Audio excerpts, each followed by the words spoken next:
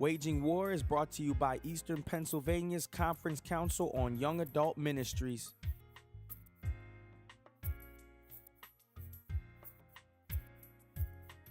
The Door by A.J. Miller.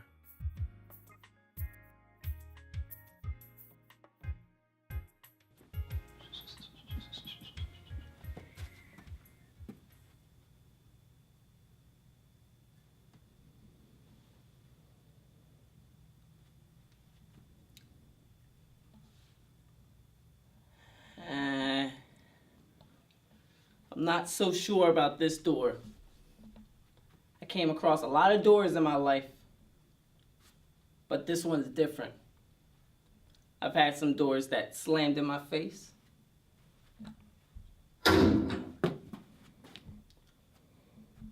I've had some doors that led me to some creepy places.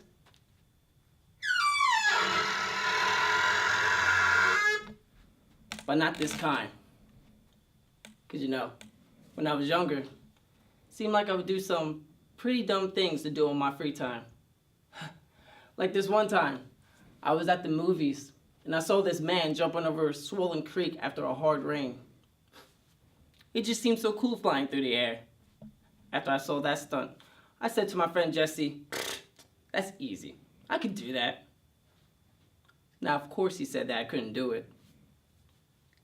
So I had to prove him wrong. It was that close. It was that close. Because you see, on the other side of the creek, there was this rock. It was about this big. And I slipped on it. So now, I gotta get a couple stitches in my chin and a couple of my kneecaps. And I busted up my head, might have a concussion. But Mama, she wasn't too pleased that day.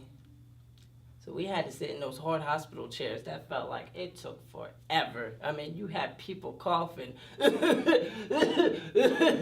then you had this one man in the corner moaning and having an ice pack on his head. And then you had these two girls chit-chatting and watching TV at the same time. But the worst part was that this little boy kept on going to his mama and keeps saying, "Mommy, Mommy, when are we going to the movies? I want to go to the movies, Mom. Elmo, Mommy, Elmo." And then finally, a doctor came out of the hallway and called out my name, A.J. Williams. So me and my family went in the back, but no, Mama was still not pleased that day, especially when my dad said, "Now, Helen, boys will be boys." I looked at him, I was like, "Oh no, Dad," because she gave him this look like she had daggers coming at her eyes. And then I quickly called out, I was like, "Is there a doctor in the house? My dad needs a doctor, he needs CPR." Because I thought for sure he was going to drop right on the spots from the looks that she gave him. But I was fearless that day, and everybody survived my mishaps. But this is different. Out of all the messes I've ever found myself in, and out of all the crazy stunts I've ever did, I still couldn't figure out why this door was so difficult. My friend Adam got me in this situation. He invited me over his house last Friday. Said he wanted to introduce me to one of his new friends. I was cool with that. I was like, why not? Adam got some cool friends. Me and one more is not a big deal. So I went. And then Adam introduced me to his new friend Noah, that was about our age. So we stood up, we had a bite to eat, we kept talking. And then Adam said that Noah had a couple things he wanted to discuss with us about. And I'm good with that.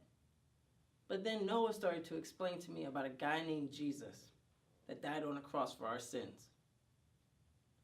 He said that God said we would always get it wrong. We would never seek out God, our Creator. Said that God knew from the beginning that we would never live out the life that was meant for us on our own. Said that God always showed mercy. And said that God gave us his only son, Jesus. What? Who does that? Really? Who does that? Who shows love to people that don't love them first. Noah said that in John 3:16 it says, "For God so loved the world that he gave us his only begotten Son, and whoever believed in him shall not perish and shall have everlasting life." Noah said that in John 10:9 it says, "For I am the door, and whoever enters through me shall come in and out and find pasture." Well, I think I made my decision. I don't understand it at all, but I'm going to do it.